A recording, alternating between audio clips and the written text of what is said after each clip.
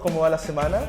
Quiero darles la bienvenida a nuestro nuevo programa Red Pills del canal Soberano. Y les cuento, soy Guillermo González, historiador, Matías Pérez, historiador también. Y como historiadores queremos hoy día hablar de historia, de verdadera historia entretenida. Queremos conversar sobre personajes, sobre hechos importantes que han pasado en el tiempo. Y hoy día tenemos un tema polémico, un tema bueno. Un tema que tiene muchos mitos en torno a su desarrollo, a su progreso y que es muchas veces utilizado por ciertas personas para impulsar narrativas que son mayoritariamente, si no en su totalidad, falsas. Y ese tema es la Revolución Francesa. La revolución, una revolución en Francia, para muchos el inicio de la modernidad, pero a mí me recuerda una frase de Voltaire: écraser la infame, acabar con la infame. ¿Y quién era el infame? La Iglesia. La Iglesia, o Jesucristo, porque Sí, Voltaire se refería a Jesucristo como el infame o como el judío. Claro. Tenía varios términos. La infame representa muchas cosas, ¿no? Aquí hay muchos enemigos, hay una pelea, una batalla, podríamos decir, en la historia, importante, y 1789 es el punto clave, así, el punto en donde se movilizó a las masas por una pelea, una pelea larga. Y yo creo que es la culminación de un proceso bastante largo, un proceso revolucionario, que sería, o tendría su origen en la idea de la Ilustración. Totalmente, ¿no? Hablamos de Voltaire, Rousseau, ¿no? Figuras que nos han sonado desde el colegio, ¿no? Estaba la triada, Voltaire, Rousseau, Montesquieu, Sí, ¿no? Lo curioso es que Voltaire murió en su lecho de muerte arrepentido y convertido al cristianismo. Exacto, es una figura muy, muy extraña. Prácticamente todos estos señores murieron antes de la revolución. Eran como los padres intelectuales y además que mueran significa que dejan la posta a la siguiente generación. Un grupo de jóvenes alocados, ya no se empolvaban tanto las pelucas, ¿no? Vestían algo más ligeros, ¿no? Ya no hay tanta media en los hombres, ya no hay tanta cosa, ¿no? Están cambiando, ¿no? Estamos hablando quizás de la primera generación joven que quiere hacer historia. Exactamente. Bueno. Y por lo tanto van a hacer historia de una manera muy, muy particular. Quizás no suene conocido, pero la van a hacer desde la calle. Desde la calle, bueno, y también hay algo que me llama la atención acá, porque muchas veces la gente suele decir que la Revolución Francesa fue el levantamiento popular. Exacto. De las masas del pueblo que se liberaron del yugo, de la opresión del antiguo régimen y de la monarquía, siendo que la mayoría de la gente que murió en la Revolución Francesa fueron campesinos y sacerdotes. Sobre todo campesinos. Y revolucionarios. Sí. ¿No? Los que la apoyaron en el comienzo. 1789 no tiene nada que ver con los años posteriores.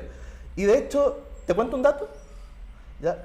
Francia no podía haber estado mejor para 1789.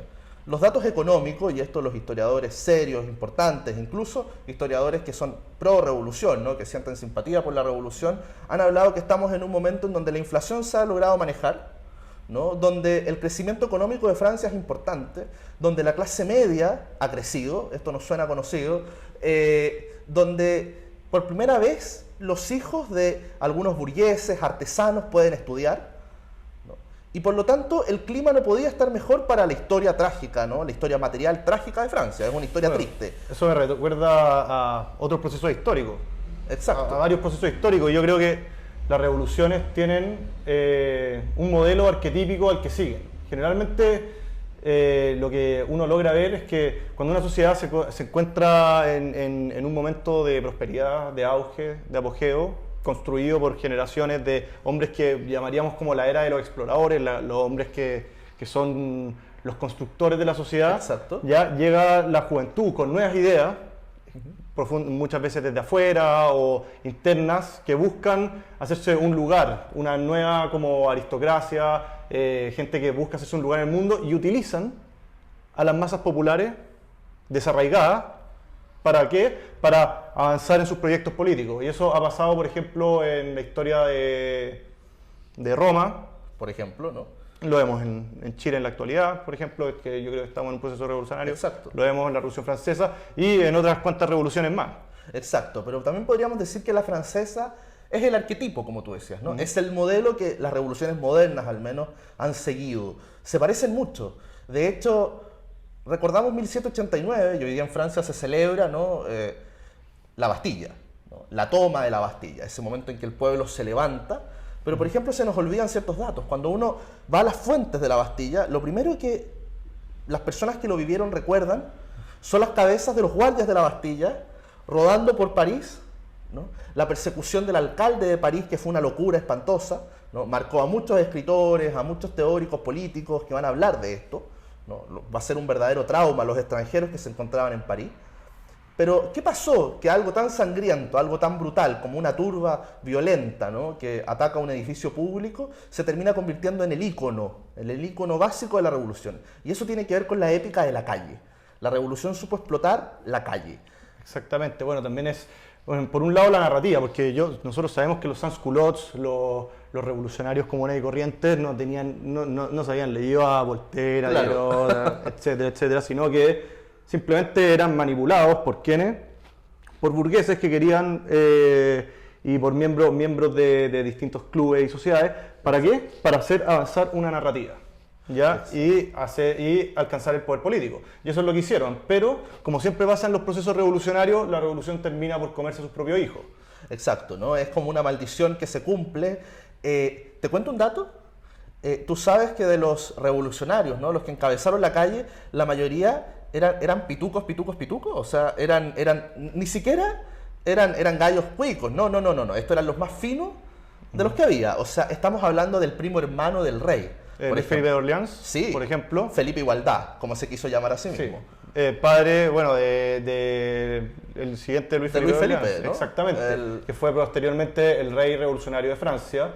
Y por otro lado, Luis Felipe de Orleans, que era un gran ilustrado, era masón grado 33 y un miembro de la Logia de Francia, pero que terminó siendo una víctima de sus propias ideas. ¿Por qué? Porque también hay una conexión entre la ilustración y la masonería, la sociedad secreta. Exacto. Hay influencia también de potencias externas, porque la revolución no parte en Francia. Generalmente las revoluciones no parten solamente, o muchas veces sí, pero generalmente tienden a tener ayuda externa e interna.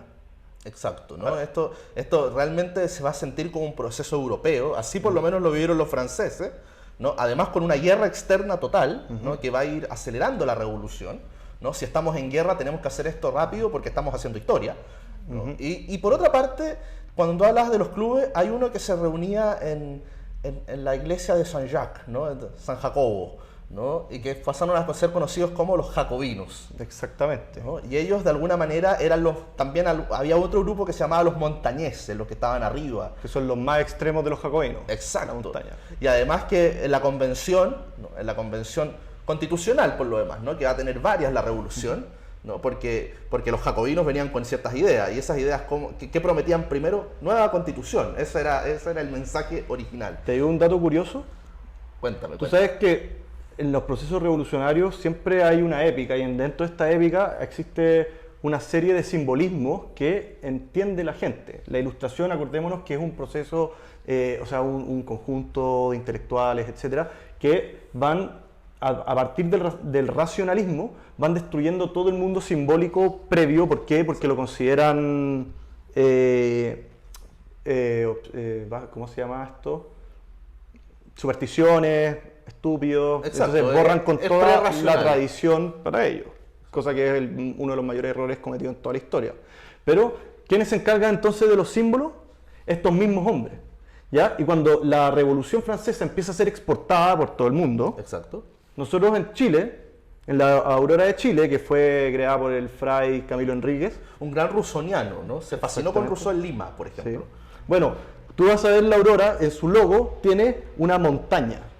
Ah, mira. ¿Ya? Y esa montaña tiene exactamente la misma forma que la montaña que se creó en las plazas durante la Revolución. ¿Para qué? Para hacer como un montículo de adoración a la diosa Razón.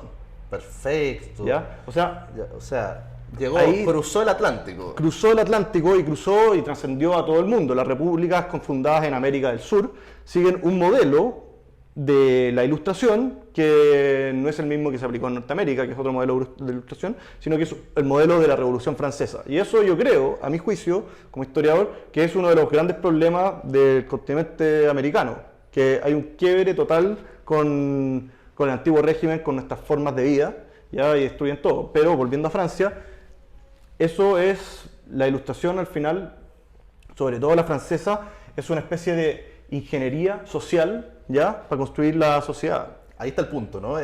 son ideas que se aplican en la sociedad. No son ideas que nacen del cuerpo social, no son ideas que están cimentadas por la tradición, no son ideas que podríamos decir están cimentadas por lo que Chesterton encuentro que llamaba fantásticamente, ¿no?, la democracia de los muertos, es decir, el arrastre que nosotros tenemos, ¿no?, el acervo histórico. Por algo hacemos historia, porque primero no nos tenemos que sentir solos, Claro. siempre hay un antecedente de algo.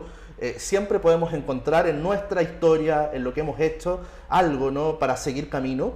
Pero los franceses dijeron no, ahora es borrón y cuenta nueva. Vamos a crear una sociedad nueva, justa, virtuosa, igualitaria. Claro. ¿No? Y Bueno, de hecho, perdona, pero quería decirte, de hecho, habían unos justos, virtuosos, igualitarios. Quizás el más reconocido es el virtuoso por excelencia, ¿no?, que era Robespierre, ¿no?, el hombre del terror, ¿no?, el hombre que va a ser una verdadera carnicería de Que Francia. se consideraba a sí mismo el incorruptible. El incorruptible, exacto.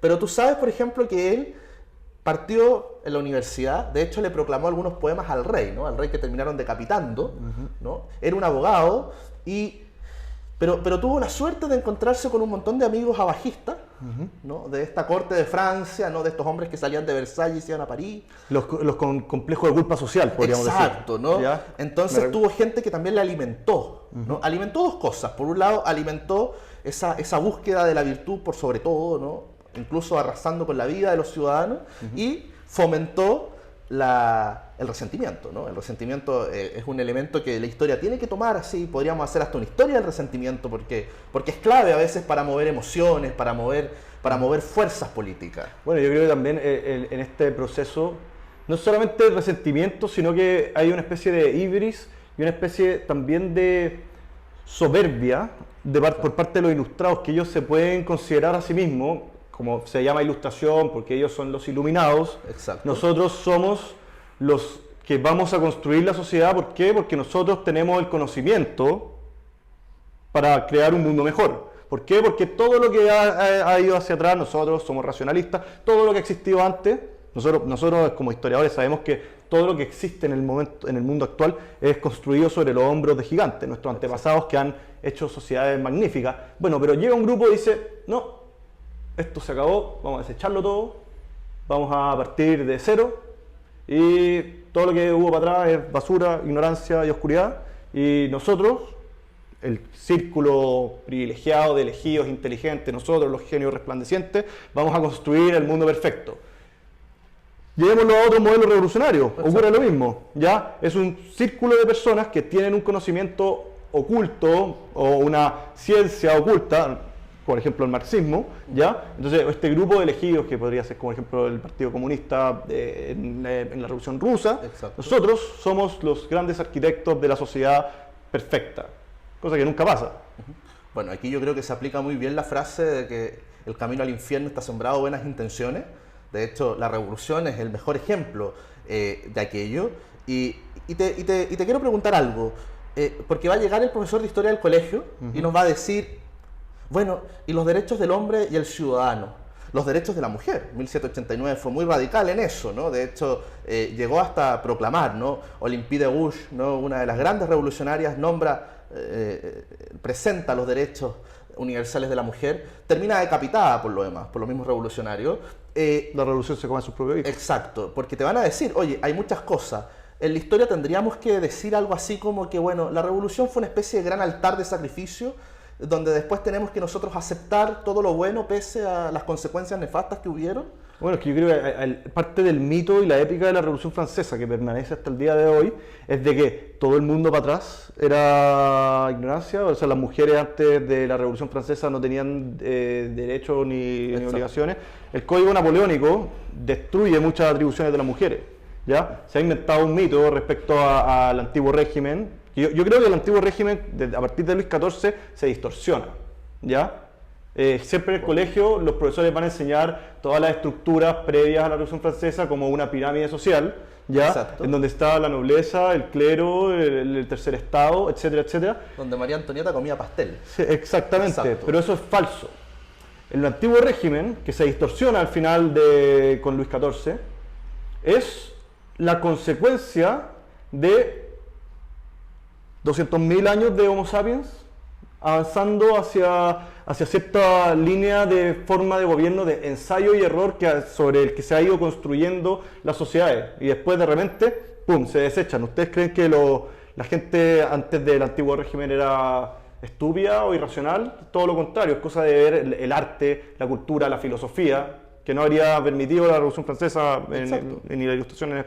Como te digo, yo creo que un buen punto desde que lo mencionábamos al comienzo, ¿no? Son las expectativas originales, ¿no? Algo cambió en Francia, algo cambió, está cambiando en Europa, hay una nueva generación que ha vivido mejor que sus antepasados y que parece que quiere cambiar el mundo ahora, porque ahora tiene tiempo, tiene los bienes materiales suficientes para cambiar el mundo. Yo creo que la revolución también ha dejado un legado largo, ¿no? O sea, los mitos perviven, ¿no? Y no creo que los podamos matar aquí con un solo capítulo. Así que la pregunta es, bueno, ¿qué elementos nos quedan de la revolución para que hoy día nuestros seguidores, ¿no? Los seguidores del canal Soberano, que desde ya, ¿no? Antes de pasarles el dato, les pido por favor un like si es que les gustó y les gusta este programa. Red Pills, ¿no? Sí, síganos por favor. Suscríbanse, les va a gustar el programa, vamos a sacar varios capítulos entretenidos y vamos a explorar todas las épocas de la historia, desde los albores de la humanidad, el nacimiento de la civilización, hasta, bueno, el día de hoy. Exacto, hay mucho que conversar acá y bueno, y la pregunta es, ¿qué soportes, qué géneros, qué películas, qué libros, qué juegos, hay de todo, ¿no? Podemos pensar respecto a la revolución o qué nos puede ayudar a pensar la revolución de manera más profunda? Bueno, yo creo que, bueno, está toda la literatura común y corriente que conocemos, que básicamente mucha está manipulada, mucha está bien, está correcta. Yo me voy con dos libros que recomendaría bastante, que son La Guerra de la Vendée, de Alberto Bárcena, el doctor español, historiador. Notable la Vendée. La Vendée, el primer genocidio del mundo, de la historia moderna. Y yo creo que es de los primeros genocidios, porque antes del antiguo régimen nunca hubo una masacre que matara. Se especula que son 100.000 personas confirmadas por la masacre. Y fue sistemático. Fue sistemático. Fue una guerra. 60 de los 80 distritos de Francia se rebelaron contra esta revolución. Exacto. Fue un genocidio del gobierno, del Estado, hacia su propio pueblo, que es como el predecesor a todo lo que veremos después con Hitler, Lenin, Stalin, etcétera, etcétera, Mao. En el fondo no pudieron hacerlo porque no contaban con las condiciones materiales para hacerlo, como en el siglo XX sí contaron los estados modernos. Y otro libro que recomendaría, que es de la doctora María Elvira Roca, Imperiofobia y Leyenda Negra. ¿Ya? Es un libro espectacular que ayuda a entender a la gente que existe un gran mito creado en torno a los tiempos previos a la Revolución Francesa, a los ilustrados, etcétera, etcétera. Y eso enfocado en el Imperio Español, ya que nosotros descendemos de ahí, así que es bueno que la gente empiece a derribar paredes y mitos creados una hispanista polémica, muy española por lo demás, ¿no? Así, muy dura, como una roca. Sí, ese es su apellido y lo logra. Ya es muy bueno, ¿para qué? Para que la gente se introduzca en el periodo. ¿Tú qué recomendarías? Oye, yo recomendaría un libro que es un clásico de los 80, desde el aniversario de la Revolución, de hecho, que fue muy celebrado en Francia. Aparece una bomba, ¿no? Y realmente, ¿no? François Furet, ¿no? Con sus reflexiones sobre la revolución en Francia, creo que encontramos, ¿no? Hay distintos libros, distintos formatos sobre esa reflexión que él va a hacer respecto a la revolución. Nos muestra esta otra cara, ¿no? Esta otra cara violenta, brutal, que realmente ha sido bastante silenciada, ¿no? O sea, hoy día, recién en el programa de la revolución, en los libros de la revolución, el terror es importante, pero hasta hace poco no lo era, hasta los años 80. Así que François Furet es el gran historiador, lo pueden encontrar en castellano en todas partes. ¿Películas? ¿Alguna buena? A ver, películas de la época. María Antonieta, ¿no? María Antonieta, bueno, sí, la vi hace años en verdad. Es simpática, sí. Es simpática. Nos hace mirar por lo menos el... Claro, pero perpetúa también un poco el mito, la superficialidad y la decadencia de la corte francesa es un hecho histórico. De hecho, la aristocracia francesa en todos estos clubes de té y toda esta cuestión está distorsionada. Se dedican básicamente a la orgía, a los clubes, a las cartas y pasan ahí la idea de la ilustración. Juegos, bueno, está el Assassin's Creed Unity, nunca lo jugué porque encuentro que como que estos juegos tratan de ponerte una narrativa, como que... Exacto. Pero tú sabes que en el Assassin's Creed, yo no lo he jugado, pero tú tienes que salvar al rey de Francia. No tenía idea. Los buenos son los monárquicos, es una cosa de locos que te muestra igual cómo hasta en la cultura popular han ido despertando, ¿no? También se tomaron la pastilla como nosotros, así que están están despertando. Lo que quiero decirles con esto es que pueden encontrar libros, películas, juegos. La gracia es que esto y este tipo de ideología y este tipo de discusiones están en todos los soportes y formatos. Así que hay que saber historia para estar atento. Exactamente. Bueno, ¿y qué más queda por decir? Los invitamos al próximo programa con Exacto. nosotros. Los invitamos porque vamos a conversar de historia, de cultura, de personajes, así que invitadísimos. Les recordamos volver a poner por favor like, si es que no lo ha puesto, en el canal Soberano, que siga nuestro programa Red Pills, ¿no? Y los dejamos invitados para el próximo capítulo. Que estén muy bien.